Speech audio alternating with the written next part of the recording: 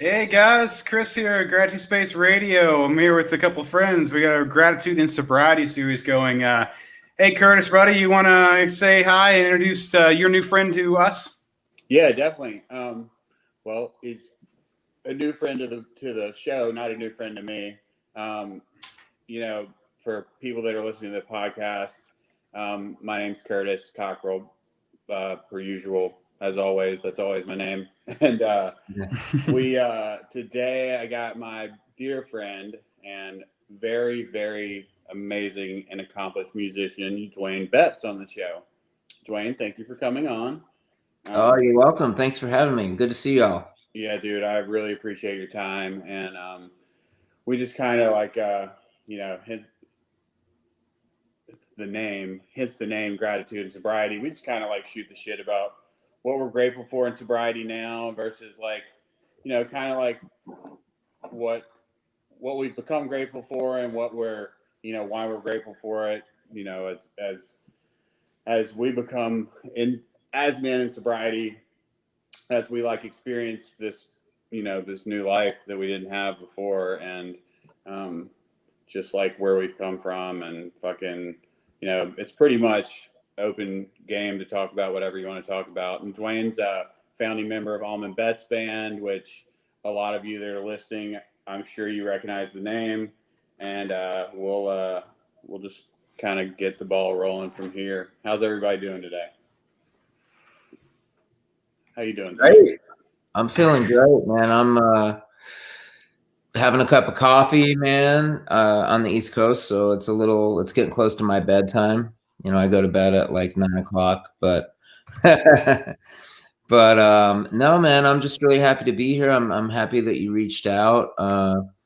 I'm extremely grateful to be spending time with my family, my dad, my stepmom, and I have my dog down here with me, and things are really, really beautiful. I mean, I have like stresses. Obviously, I tend to stress out about things. I mean, we all have stress in our lives, obviously, but I think maybe I tend to stress on things a little bit more than I need to. But like last night, I woke up in the middle of the night, and I have a lot going on. When you have like a lot of exciting stuff, that's I woke up in the middle of the night, and was that my voice I just heard? No, my phone just turned on. Oh, okay. You woke up in the middle of the night. We're with you, buddy. Woke up in the middle of the night. And anyway, I was just saying I couldn't sleep. I woke up and I couldn't sleep, and I was my mind was racing. I was worried about stuff, and I just was like, just focus on how, really how lucky, how fortunate you are, and then that kind of like whatever you're worrying about, or you have anxiety about a decision you have to make, or what you got to do, a deadline or whatever, that stuff goes to this, that stuff gets pushed away if you're in gratitude. But I don't know. I have a lot to learn. I mean, I'm not very good at it, but I mean, I try to practice it. Well, that makes, I mean, that's the thing, the practice, like you said, it's just, it's almost like flexing a muscle, like you said, it's like, we obviously always get caught in our heads about everything, like you're saying, because there's always so much stuff going on. But if we get in a stressful situation, like you're waking up and you got a million things going, if you can think enough to ground yourself in gratitude just for a moment, can give you the peace possibly to go back to sleep. Yeah, I mean, and it wasn't even like I couldn't sleep because I was worried to death about everything. It wasn't like that. I was like, excited, but right. I also was like, and probably I went to sleep too early, and I just woke up, and my sleeping pattern has been a little off, and I just couldn't go back to sleep. But yeah, that's the idea of it. That's the general idea. Yeah, but I mean, at the same time, you're saying you're waking up and you're excited, so that's something to be grateful for right there. Oh yeah, even the flip side, right? Yeah, I mean, even when everything's good, it's like sometimes, I don't know if it's the addictive think like the nature of being an addict, but like if I'm like, man, things are so like perfect right now, and it's like if it's like a 10 and I'm feeling like it's a 9, and I'm like, what's keeping me from feeling like that euphoric like 10 feeling, like everything's so good, and then I'm like, "Fuck," like, excuse my language, but That's like okay. why am I at a 8.5 and not a 10? I mean, I don't have like, what's bothering me, like, so I'm always looking for like that, sometimes it's like if there's something going on that then you have actually, if you have a problem. I mean, I'm like really lucky. I mean, I'm really fortunate. I've been through a lot, as we all have, with addiction and with whatever, I had Hodgkin's disease when I was like 18 and had to go through some radiation treatment, and of course my prognosis was good because you have a really high cure rate on that, and they caught it early, but it still was like heavy, but sure.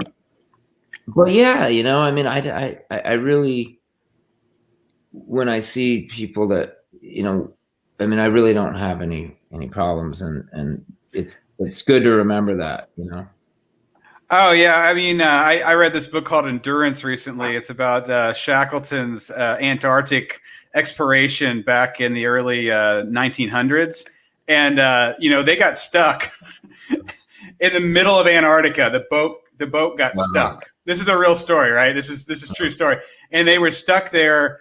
They had to abandon the boat, and then they were, I think, 2,000 miles from an actual island that they could actually live on. So the funny thing is I was on a podcast with a guy. See, I preach this, Duane. There's a guy named Thor who's in Hong Kong. Okay, he's been traveling the world the last 7 years. His project is, I'm going to go to every country in the world without using a plane. Wow. So get this, right? 7 years, right? So he has 9 countries left, and he gets quarantined in Hong Kong. Wow. So I'm on the phone with him, and he's like, I'm stuck here, and I've been everywhere in the world. But he's like, this person told me to read Endurance, because you read that and you realize I ain't got problems. What I mean? You're thinking about these guys like in the middle of Antarctica, the early 1900s, was literally like, how are we? The boat they're on is breaking up in the middle of Antarctica, and they're 2,000. You know what I mean? Like they've got dogs and supplies, and like they got perspective. It comes back like perspective is key, right? Tell us perspective. So you say like, obviously the 3 of us are sitting in air conditioned rooms. We've all eaten today, right? We have running water, right? So, our complaint structure is like there's what is it? It's 2/3 of the world does not have the, you know what I mean? Like these basic necessities we wake up with, like it's all relative, Yeah. I mean, people's problems are different. It doesn't, Right. it doesn't mean that, you can't have any, of course, problems, but it's just, it's crazy to think of how much we have, and how much other people don't have. So yeah, it's this perspective, right? I think perspectives has helped me sit back a little bit when I start to get carried away and worry, Yeah. Yeah. Because obviously it's all emotional, right? It's all emotion based, and it's your body and everything, right? So at that point, it's like, obviously, if your mind, you can twist your mind any which direction, right? To get away from the worry, to think about something else, to redirect, whatever that is going to allow your body to, your breath will calm down. You'll feel a little better about your, just your being, So I'm not even speaking to people that don't have running. People have less than us, and it's the same physical kind of process, right? It's always our bodies are reacting to our minds and our physicality, and then what's in our power, right? Yeah. So it's it's all connected. Yeah. Yeah. And it's not an easy game. Breathe. Take a deep breath, breathe, and then all of a sudden everything changes, That's why I love doing yoga. I don't love waiting to do it, because my wife will like get up and literally like we'll have coffee, and then she'll get on the computer, and then she'll do this, and then And I'm like, man, we could have been done by now, and I could be high as a kite from my yoga class, you know. And when are we gonna do it? Like in a half hour, you know? So, but I've been doing some yoga lately, and that always grounds me and makes me feel amazing, you know, throughout the day. For sure, man. Try to do something like that. Yeah, get in touch What with do your you body. do, Curtis? Dude, this week my sleep has been completely fucked up, and it started with the full beaver moon. That's what it was called, right? Oh, gnarly. Chuckle every time I say that. Okay. That's what it was called. And that was on Monday night, I guess. And I didn't sleep at all that night. I fell asleep at like 6 o'clock in the morning. But today has been one of the best days I've had in months. I don't know why. I just felt really good. I felt rested, even though, again, I was up late last night. Maybe I'm just approaching that level of being delirious that I'm just kind of like fucking loopy and kind of like whatever, but I feel good. But as far as like maintaining my gratitude practice, I try to wake up in the morning and write a gratitude list and like connect with people, as far as like just kind of like reaching out to some friends in the 12-step fellowship, or sharing music with friends. I mean, Duane, I'm always sending you and Johnny music, and like that's kind of part of like the way I've stayed connected to a lot of people during the pandemic, is just like sharing music, because although I don't play, which that could change, because Kristen, my ex-wife, brought me a fucking guitar today, and she was like, "Hey, I gave you this for Christmas 12 years ago, and it's been in a box in my closet for." Actually, this is what happened. She called me this morning. She's like, "I've got a great idea." I'm like, "What is it?" And she's like, "You need to use this time to learn how to play the guitar." I'm like, "Okay." And then like about an hour later, she's like, "By the way, I found this guitar that I gave you for Christmas 12 years ago in our closet." And I think she just needed to get some shit out of her closet, and it was like a good segue into it. But she had to throw in, "And you better not hawk it like you did your engagement ring and the watch I gave you for the wedding." Man. Whoa. Low blow. But dude, I sold that engagement ring for like $100 to go on Fish Tour in like 2012, just so I had gas money to get to the beginning of tour. And that's the kind of shit that I don't do anymore because I'm sober. I'm not like pawning like important stuff, even though we weren't married at that point. Still, like, you just don't fucking pawn jewelry like that. Man. Wow. So we had a good laugh about that, and she might be listening now, and she's probably just like, she may not be. Sometimes Laughing. I think things are funnier than they are, that like maybe someone that cares about me might not think is too funny, but the conversation was funny, and we had a really good laugh about it. So it's all funny. It's all funny now. Oh yeah. It's funny now. Yeah. So we had a good laugh about that, and I've got an acoustic guitar here that I'll probably attempt to learn how to play like a couple times and then put it back down, because I get so frustrated because I have zero patience for anything. But if I get my meditation practice back locked in, maybe I'll just wake up one day and be able to play the fucking guitar like Duane. There's no way I can do that, but still, I was over playing guitar when I first. My dad put a guitar in my hands when I was really young, and I wanted nothing to do with it. I wanted to play drums, so I was a drummer first. So I'm with you on that. It can be frustrating at the beginning, but I'm just convinced, and I know that this is probably what a lot of people think. When I'm trying to like change chords, I'm like, I just don't know if my fingers work like a guitarist's fingers should. Maybe I should just stick to listening to music or like hanging out with musicians, you know? Let's know a few chords, man. You bring that thing down here, man, and I'll, There we go. There's your excuse, okay? You teach him his major and his minor chords, okay? There you go. There you go. Right on, right? Yeah, man, it takes a little learning, but you get used to it. Your fingers, you train your fingers, and then it's easy after a while. It gets easy. No biggie. So Yeah, Duane and I met because of sobriety, and you know, I feel like you weren't sober yet when we met. Where did we meet? We met with Paul, or Yeah, we met with Paul. I think the first time we met, you were still playing with Dawes, maybe. And we Yeah. like met at like a government mule show at the Fonda or something, maybe.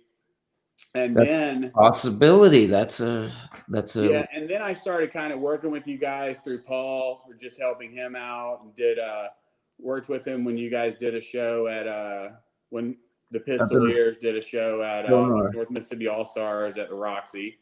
Oh And then yeah. I booked you guys for that show at YouTube leading up to the was it Allman. birthday celebration, maybe? Yeah, well, yeah, the Allman family revival. That was the first one. Yeah, I remember that well. Yeah, you and I think you and Lisa were just y'all just started dating at that point. Curtis, your mic just cut out, man. Really? I can hear him. Or is that me? Can anybody else hear except me? I'm sorry. Yeah. Keep talking. I'll figure it out. Can you hear me? Yeah, I can. Cool. Yeah, so you know, I've been fortunate enough for the people that are listening and watching to, you know Duane in a professional capacity and as a dear friend. You know, you know, he always picks up the phone or the text when I reach out, and it means a lot. So that's kind of how we all get through this as sober individuals. But back to my gratitude practice, it's just trying to always stay grateful, and just if I start spinning out, like jot down a quick gratitude list, or mainly it's I try to start my day that way. I used to carry a little mini, like a little pocket sized 3-ring binder, or not a little pocket sized notebook around, pocket sized 3-ring binder. That makes no fucking sense.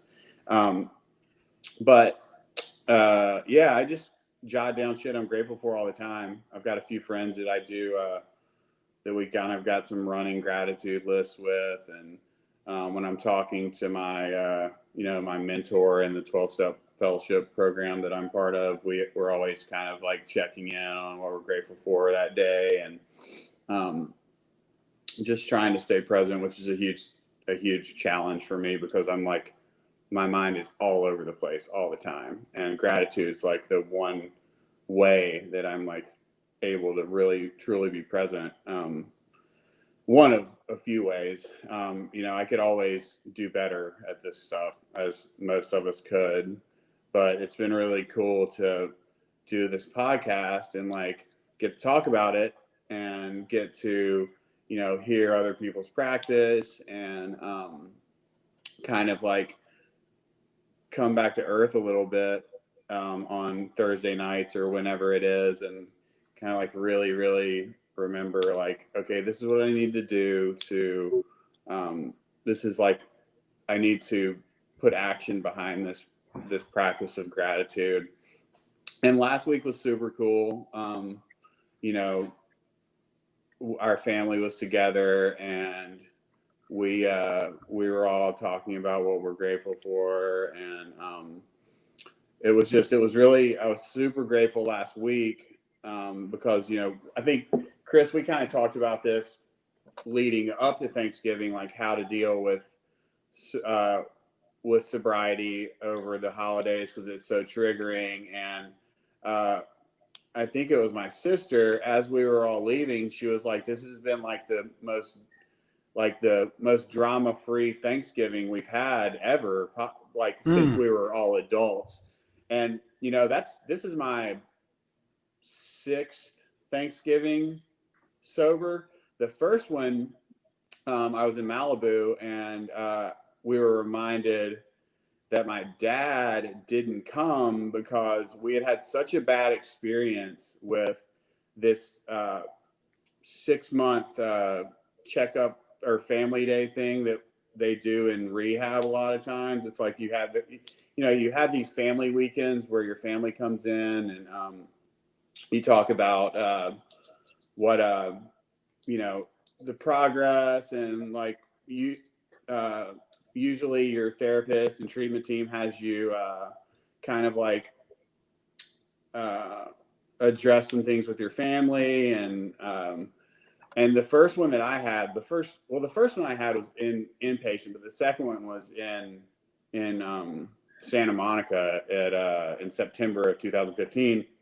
When my family came out, my sister, my mom, and my dad, and it was a complete disaster. I wasn't ready to see them, and I was still super pissed, super aggro and paranoid and angry. And it ended up me just like storming out of a meeting that they had come out for and saying some really, really, really vile things to my family, who had flown across the country to see me and like planned all these nice dinners and had like, invited all my new sober friends into their space. And I was just a fucking asshole. So that was September. So the first Thanksgiving, my dad was like, I'm not coming to California to be treated like shit again.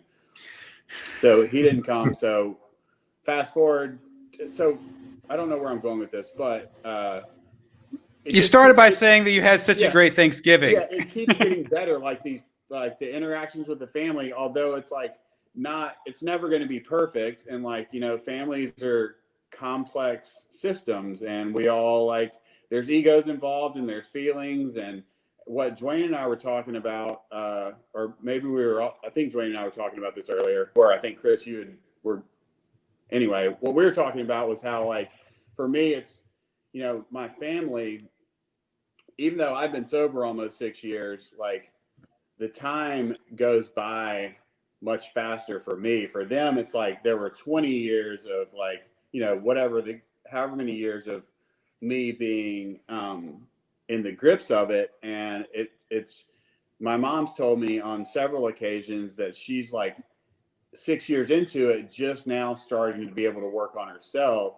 after like not freaking out, but just being like hyper vigilant. And she's still got PTSD related to like a lot of things that she went through with me. And what I'm saying is it's progress. We always I always strive to continue to make progress with my family and to continue to have it was awesome when my sister said that, and it was like, wow, this was like pretty drama free.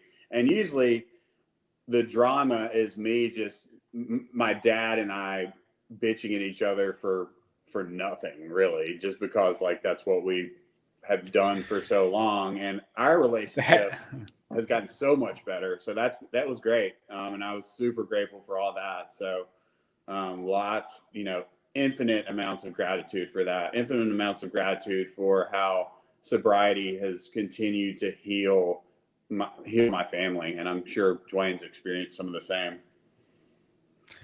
Yeah, man. Totally. I mean, I remember when things were much different than they are now. And, I mean, the love was always there, and I knew no one ever gave up on me. It was never like that, but it was kind of getting to the point. It was getting there, it was getting there. And, man, the difference is night and day. Like it couldn't be more of a stark difference. The vibe, like, it just feels good to just be, present and not have to worry about any of that, and not be looking for money or trying to borrow money or get somebody to trust me and front me something, or Man, like without getting too personal, I mean, when I lived down here, um, I kind of left on a bad note, and then I went to to Los Angeles, to Malibu, to be exact. That's kind of always been my home away from home. I was born and raised here, and then I grew up there. I moved there when I was like 12, 13, and then my mom stayed there, so I was always back and forth a lot. But I went out there and pulled it together and had made a lot of progress, but I fell back into it, and then this time I think this time it's been over 4 years, and that's like, That's awesome. if somebody would have told me that, 5 years ago, I would have, I would have probably believed him, actually. I would have, because I knew where I was at. I was like, you know what? If I make it, if I can get clean and sober up, I think that's where I need to be. Like, I know where I need to be in 4 or 5 years, and that's where I need to be. So it probably wouldn't shock me, but, if I have a bad day, I mean, every day I go to bed and put my head on my pillow and go to sleep. I mean, I don't care what happened. I mean, it feels so good. I mean, I love going to sleep every night, knowing that I got through another day. It's like, and it's not even like I got through it like, oh my God, like I got through the day. Like, it's not like that. I mean, I don't even think you know, about getting loaded, really. I mean, it's just not an option. But all the other stuff, like just trying to be present and trying to be positive and trying to, deal with life without just numbing out and not dealing with it, and that being how you deal with it is not dealing with it. You know, doing this stuff and practicing the steps and all that. I mean, I I'd be lying if I said I was like really, I mean, I hadn't been to a meeting in a while, and I just started doing Zoom meetings. I was like, man, people are doing these Zoom meetings. I'm kind of a little irritable. Maybe I should try one, So I finally, I reached out, and I've been doing that the last few weeks, and that it's been really nice to reconnect with people, and especially because I'm not even in the city where like my men's group is or whatever. So because of the pandemic, everything's on Zoom, so I can go to the meeting. Whereas if it was the way it normally would be, I wouldn't be able to go. But yeah, I don't know. I'm just kind of riffing here. That's But good. but yeah, it's crazy, man. It's like, it just feels really good to be in a better place, I guess. How's it been out on the road? This last string of shows you guys have been doing. How's it been playing to this new era of crowds that you're playing to? Like, what's it like? What's the vibe like? Well, I mean, the vibe it's pretty strange sometimes. I mean, but no, I mean, when you're doing these shows, you don't want to see like people packed up in the front. I mean, you want to see it all spread out, and you want it to be weird, because then that means it's socially distant, But no, but some of them are way less weird. Like, so what I'm getting at is some of them, the energy, there's just a disconnect. There's people, but they're all spread out, and you're like hearing car horns from like the closest car horn is like 60 feet away, and or whatever. You can't even see where everything is. So yeah, is it strange? Some of them are more strange than others, but for the most part, they were all done like really well, and they were all a lot of fun, and it felt great to play. I mean, we actually, we just finished like, I don't know, it was like a week ago. I think I got home, maybe a little over a week ago, but we did like, I think 7 shows, and they were all outdoors pretty much. There was a couple indoors that were like 30 or 40% capacity, but most of them were outdoors and separated, so it's just honestly, it was amazing to play again. I mean, we'd done a few over in August, and I think in September we did like a long weekend, like 3 drive-in shows, like each month, like 6 drive-in shows in 6 months, and then we did this. So we really were feeling really fortunate to be back out there. Actually, we did another run earlier than that. It was like in the South. So we did a couple of long weekends, and then we did a little run, and then we did this run. So, but hopefully it'll be back to normal, or not normal, but hopefully it'll be by the spring. Hopefully it'll be kind of opening up again, Do you have any more shows for the rest of the year, or is everything next year for you?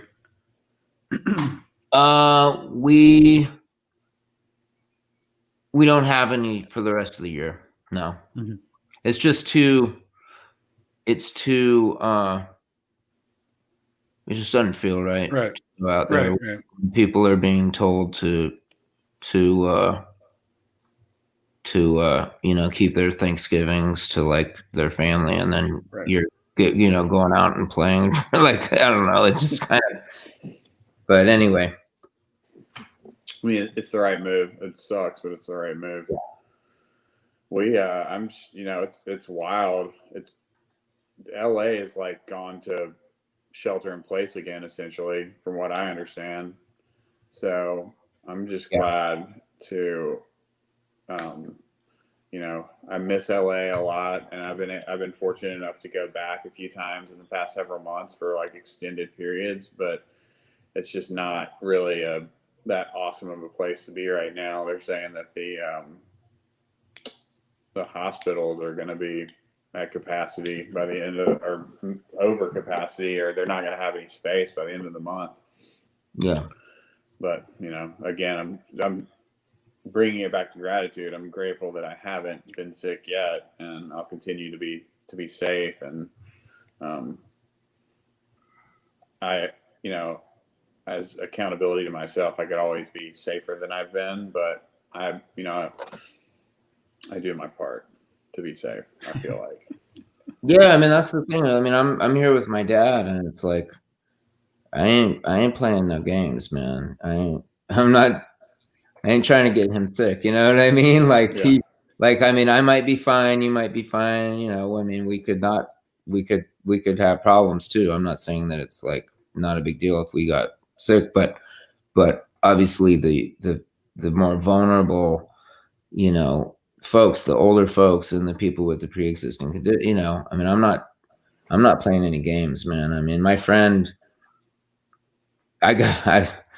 we played a show on the last run. My friend was like going out and talking to people, and then like coming back, and I was like, and at the end of the night, I was like, I kind of gave him shit about it, and I could tell I kind of hurt his feelings, but I was like, I was serious, you know what I'm saying? And then I like texted him afterwards. I was like, man, I'm sorry I came down on you. I love you, blah, blah, blah.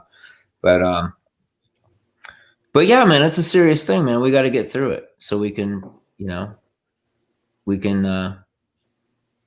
so we can rage again, bro. Exactly. For real. Yeah, bro. Fish Tour 2021. 2022. No engagement rings needed. No.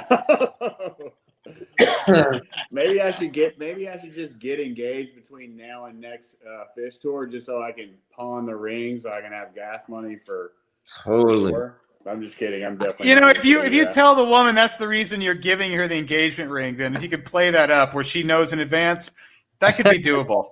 Yeah, it'd be like, I think we should get engaged, but in 8 months to a year and 8 months, I'm gonna need that ring back because I got to catch a ride to Cincinnati at some point.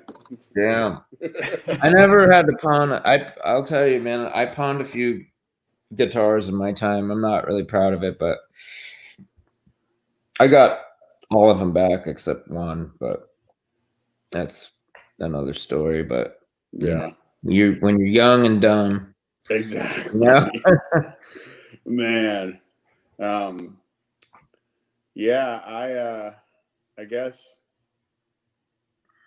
it's December now, which is insane. It's really weird. This year has flown by, but it also seems like at the same time that it seems like March was 5 years ago. So it's just it's strange. Time is weird, but I just like try to stay grateful and try to stay in my practice as far as like what works for me and from a 12-step standpoint. And talking about Duane, you were mentioning Zoom and like warming up to it and not warming up to it. I was talking about it a few weeks ago on here, I think, and the closest I came to relapsing, probably the closest I've been to relapsing in probably 5 years, was when this started. I was like, I don't like Zoom. Like, it's fucking lame. It doesn't work. Like, the connection's not there, whatever. And I also, like, I've been super fortunate to have my home group here meets outside, socially distanced, 5:30 Monday through Friday. So I've actually been able to go to in-person meetings safely for the duration up so far. And man, it was late one night and I was going through some shit and like some emotional turmoil, because like you were talking about, it's like the irritability just creeps back in if I don't dial into my program. And there was a bottle of vodka in the freezer over there that some friends of ours had left. And typically, like, it doesn't matter to me. Like, the obsession to drink and use alcohol and do drugs has been lifted from me for so long. Like, I can be around hard drugs. I can be around people drinking. Like, I still have plenty of friends that drink a lot and do a lot of drugs. I mean, it is what it is. So I can, that's not a big deal to me. But that night, like, there was some Tito's vodka or something in the freezer, and I had it was like 3:00 in the morning, and there was just some drama going on that was, most of it was my doing. And the drama. Yeah, exactly. And it was just like, it just seemed like a great idea. I was like, anything would feel better than the way I feel right now, including dealing with a relapse if I chug that bottle of vodka right now and whatever comes after that, which is a tear of whatever I could do. Shitload of crap. Yeah, exactly. I mean, we were joking about. Anyway, I don't know. I mean, you want to talk about smoking crack? I can talk about smoking crack. We only have 20 minutes left. Don't get started. Don't get them started. Don't get them started. All right. No. I mean, your mom's here. Come on. Let's cut the crack stories tonight. Your mom's on. What about smoking meth? Okay, well that's a whole other thing. Oh man, again, sorry, Mom. I know that kind of thing is like not as funny to you as it is to me, but I can't laugh about it. Yeah, it's Chris's fault. It's Chris's fault. Yeah, I brought it up. I engaged in this call here, so it's totally me. I was thinking earlier. I was loving how you said you get together with your friends and you kind of have a gratitude list. So I figured this is a good time for us to do the gratitude checklist, because I have that there. So I'm going to start by asking Curtis just off the top of his head. I know we've been talking a lot, but just 3 things you're grateful for in this moment. Music, health, and transportation. Awesome. Duane, what about you, man? In this moment, what are 3 things that you're grateful for? Family, health, and passion for art, like for what I do. Awesome. Now I'm going to ask myself the question. So this morning, what I wrote in my journals, I got to see the sunrise this morning, and I loved it. It was so beautiful this morning, man. I was in perspective of thinking where I was living like 6 months ago, where I couldn't see the sunset, and being able to see it and the lights coming up, seeing it over the horizon, you know what I mean? Where it just continually reminds me like everything only happens once, And I was so happy I was there, right? I happened to be there to see it. Not only that, I've got good vision, so I'm going to go that. We'll say it's number 2, and I'm very grateful that I can see color. So those are 3 things that just kind of clicked this morning for me. So I appreciate you guys sharing all that. I feel like it's such a great thing if you're going to talk with friends. If you ask them what they're grateful for, it's just a really, really powerful thing to assist us just to be in a grateful state. So. I loved hearing both of you guys, what you shared, and health is a big thing too. All of it's big, and it all, just making the statement of it is a powerful thing, and it brings it forth. It allows you to focus a moment on that good, right? So thank you. I think it should also be noted that somebody amongst the 3 of us got married in the last week, and it definitely wasn't me, and it wasn't Duane. So, oh, you did! Congratulations! Thanks, man. Yeah. Last Wednesday. It's been over a week. Sorry, so it was 8 days ago. Yeah. That's awesome. Cool. Yeah, I had a really big week. My book got launched on Monday, so that allowed me to actually get out of that headspace so I could appreciate the wedding. Actually really focus on. So the book got up, and then the wedding, even in these times, like the wedding was perfect. I knew that it perfect in the sense I knew that it was going to be perfect. Not that everything was going to be perfect, but it itself, you know what I mean? It's like, you guys know what I mean, right? Obviously, I knew the parameters going in, and I was like, I knew that we were going to be there, and it was going to be beautiful, and that the right people were going to be there, and that at the last minute, the day before, I'll tell you, this is interesting because I finally had a conversation with my wife. Because she's from Colombia. So what happened was my laptop I'm using right now was part of the ceremony because she wanted to be able to look over and see her family and friends on the Zoom call. So that was the interesting thing. We were literally, you know what I mean? There was this thing where I could see her parents there and her friends. And it was really cool because there was total in the church. There were 12 of us. That's everybody. So I'm just so fortunate to have my family, my dad, my brother-in-law married us. My friends helped with Rosio and, using, you appreciate this, Duane. We're using Bluetooth speakers and Spotify for the music. Yeah. So, and then Zoom, I'll tell you it was funny, and then we can talk about something else. So the Zoom call, which was the master one going to Colombia, when everybody came in, their mics were off, but some of them turned them on. So for instance, her dad somehow turned theirs on. So as soon as if you watch the video, which you're not going to watch it, obviously, as soon as they're like, now give your vows, he says something. So like the live feed cut to him where he's like sitting there with his he's sitting with his phone, videotaping the computer because he just said something like it's coming. Then it cuts back to me. And then when she kisses me, that was the best thing, right? She gave me this real passionate kiss, which all of her friends wrote later, said, you're terrible. Like they were saying like, whoa, like you shouldn't be doing that in front of the kids. And like your parents were watching, right? So that's what they said, right? This is exactly what they said. And we watch it back through the Zoom, right? And as soon as she gets into it, there's just like this, and then it cuts to black because somebody said something. So you see a black frame with someone's name. It just had this. I'm glad people kept it on because it was like so not perfect and it was so like real, and it was so funny watching it back because there's a moment like her mom, like it cuts to her dad. Her mom basically looks over and is like, "Shut up," and then it cuts back to us. Because you guys were making out too hard.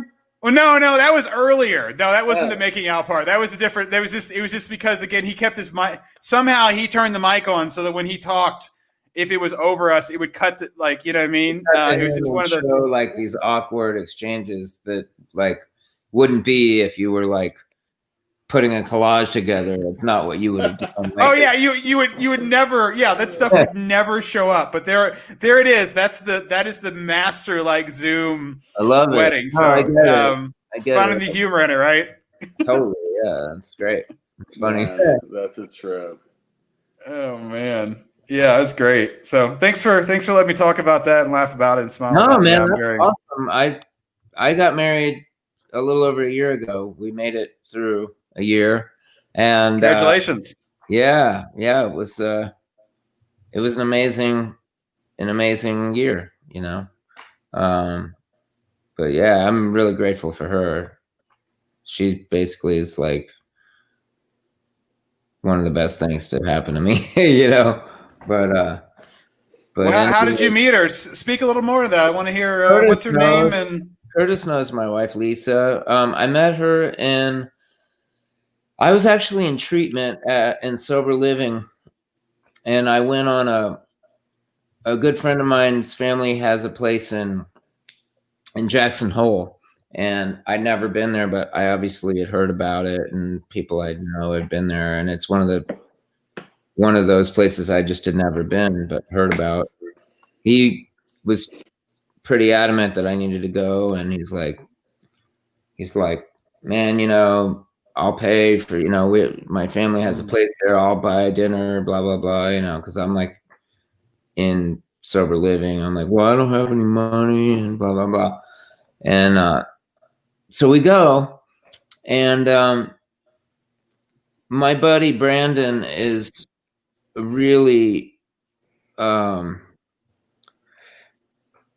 upfront, like he's pretty aggressive, I guess you'd say, like when he's like hitting on girls and stuff. So I get to the airport and I get to the gate. I fell behind him. I like had to do something. I was getting a breakfast sandwich or something. So I get to the gate and he's already like got the LA Times and he's talking to this young lady, and like, I don't know if you know my friend Brandon, but we call him Hollywood. He's actually from Kentucky, but he's I bet it for sure. Tall, skinny guy. Yeah, and he's very, you know, he'll talk to you about music, about art, about architecture, you know, properties. You know, he's like he's like an international gentleman, but he a lot about international gentleman. Taught me a lot about music, and he has really good taste, you know. Anyway, so we get to Jackson Hole. We land in Jackson at the airport on our way to where we're staying, and we stopped to get groceries. So we stopped at Aspen's Market, which is in Wilson, Wyoming, on the way to Jackson Hole Mountain Resort. And we're in the market, and we're looking around, and here's this young lady, quite attractive, and Brandon, you know, gives her, don't. Have we met? You know, have I met you? And I'm just like, oh man, okay, let's see what happens with this. And I'm just kind of like hanging back. Anyway, so we exchange numbers, like both parties, you know, like he kind of does the talking.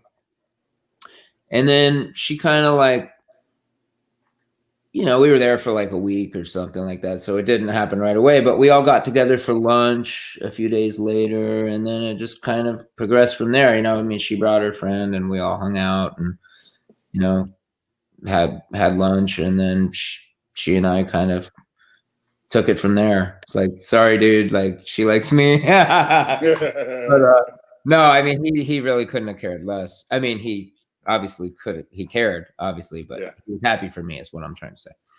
Yeah. And then we just kind of took it from there.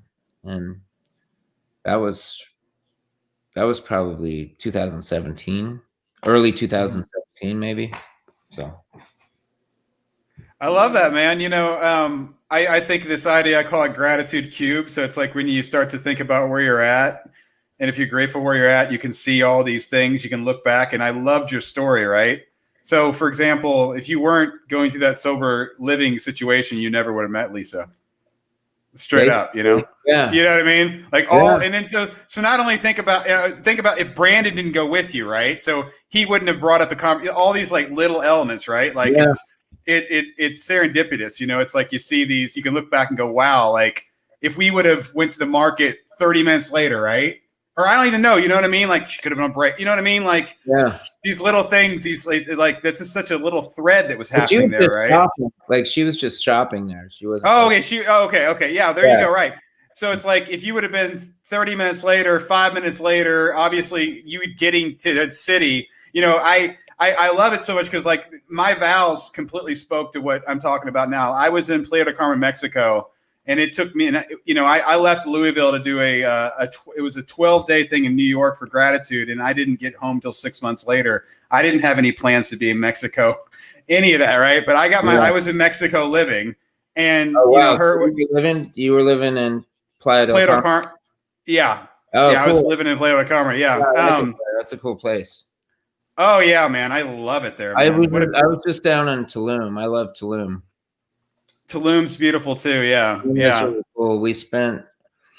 We were down there for that was for our anniversary, for our 1 year anniversary, and nice. We stayed at this place that was like, I mean, it was like rustic and like, you know, not one of the, you know, it wasn't $500 a night. But it was right on the beach. Like it was like, you know, but it didn't have air conditioning. Like it was like, and it was basically, I mean, it was hot. It wasn't like how it is now there, which is still warm, but like not. I mean, it was like the first night we got there, it was like 90 plus like 85% humidity, you know? And we're like, damn, man, we're really doing this. We're like really going rustic, you know? It was really cool. It was really cool. I love that whole area. Yeah, it's fantastic. Right? What I was going to say is like, you know, no, that's okay. Well, I mean, dude, freaking, I love Mexico. I love that area. I've had really good experiences in Playa del Carmen and Tulum. I love. Yeah, I want to go. Yeah, I could speak about Mexico and how much I love it. I could do an hour or two easily. You know what I mean? Yeah, I'm with you. What I was going to say is, you know, I ended up in Mexico, but the reason she was in Mexico is because like a week before she arrived in Mexico, her grandfather died. And she just, it was like, it hit her so hard that she just decided to go. So it was like a last minute trip. She decided to go. So you have somebody that lives in Colombia, right? That had no plans to be in Mexico. You have me initially leaving my home, and then here I am in Mexico, right? But then when she comes in, she turns on and starts using Tinder, and then we match. So there's a combination. What I was saying in my wedding vows was like the impossibility of us meeting, right? Like the sheer impossibility, right? Not only are neither one of us from Mexico or Playa del Carmen, but we both end up being in the same place, and then we end up connecting because of an app, just technology. Think about that. It's a year before, whatever, you know what I mean? Without the app, we don't meet. So you erase the fact of like a dating app, we don't even meet, right? But then we do meet. And then some, you know, you're 4 years later, here she is, and we got married last week, you know. It's just it's magical. You know what I mean? A lot of crazy things had to happen for all of us to end up, and then everything from there. But just like your story, it's just like your story, you know. If you hadn't, you know. And I love that, you know, the impossibility of you meeting Lisa if you hadn't had that addiction and gone through that situation to be who you are now. And I think that just speaks to like energy in general, and how we're essentially always like where we're supposed to be, regardless of how hard of a pill that might be to swallow sometimes.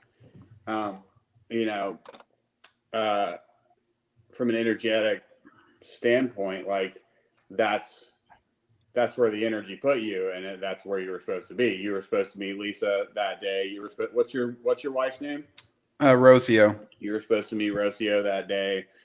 You know, I was supposed to smoke crack that month. Who knows? Those Oh years. man. Don't smoke crack, kids. Don't smoke crack. Yeah, that's not what he's saying. Yeah, that's not what he's saying here. Yeah. I mean, if you want to, but it won't end well. Yeah. Yeah. No, it's, I think obviously it's like you're there and you're supposed to be there, but then it's almost like the present moment. That's the thing about being present, right? We can tell you if you're not present, you can miss everything. So I could, you know what I mean? Like you could be wherever you're supposed to be, but if you're out of it, right? If you're literally out of it, you're not going to have that connection. Like you're not, if I would have just say, for example, that day I would have just been, I don't know, just drunk out of my mind, and she would have met me as this alcoholic guy, I'd seriously doubt she would have spent more time with me, even though I had no problem drinking, but again, right. If you're not in the moment, you could say you're in the moment, right? And this is where you're supposed to be. But if you're not present in that moment, you're going to have missed opportunities, or the connection's not going to happen. So there's a lot of magic going on. I don't know. So yeah, my mom always says there are no accidents. Yeah, I mean, that's what she says. So I tend to think that there's a lot of truth to that. Yeah, and as much as I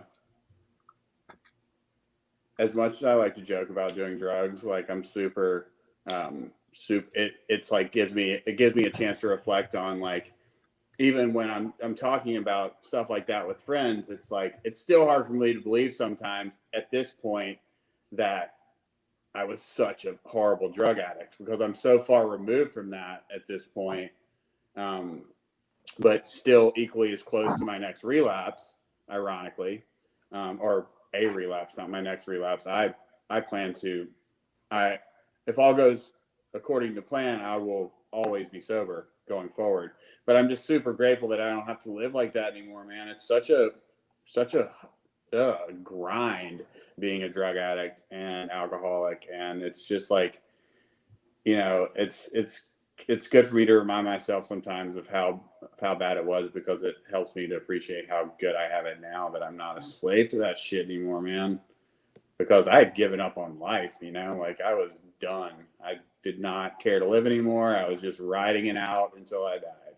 And by grace, I was able to get sober and have stayed sober since, because everything the doctors tell me, it's like, I don't, like, relapse is a part of a lot of people's story. It's just not, I don't have that luxury.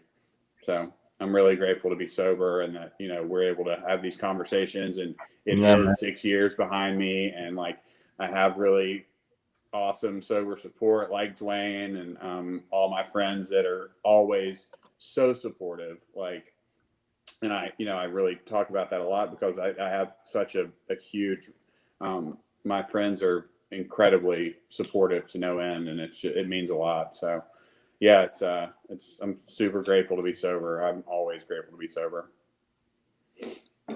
That's beautiful, man. Yeah. Well said, Curtis.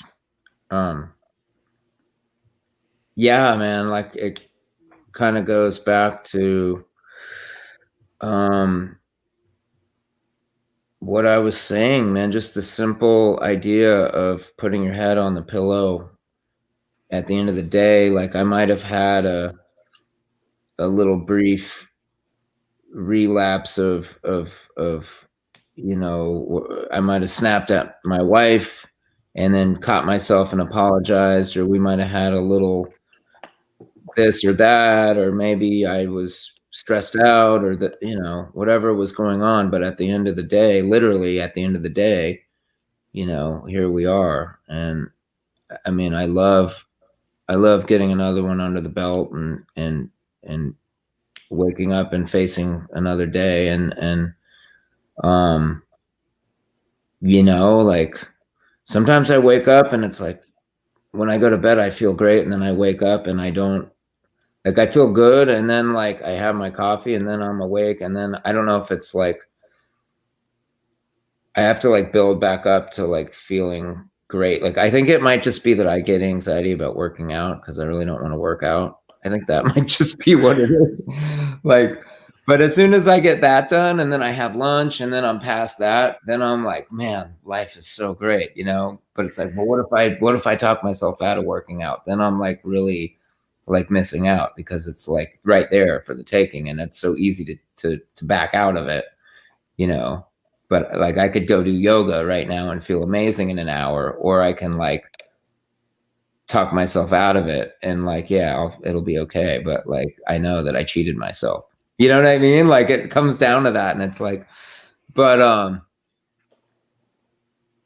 yeah, man. And in all seriousness, man, just getting through each day, man, that's why they call it one day at a time, you know? Yep.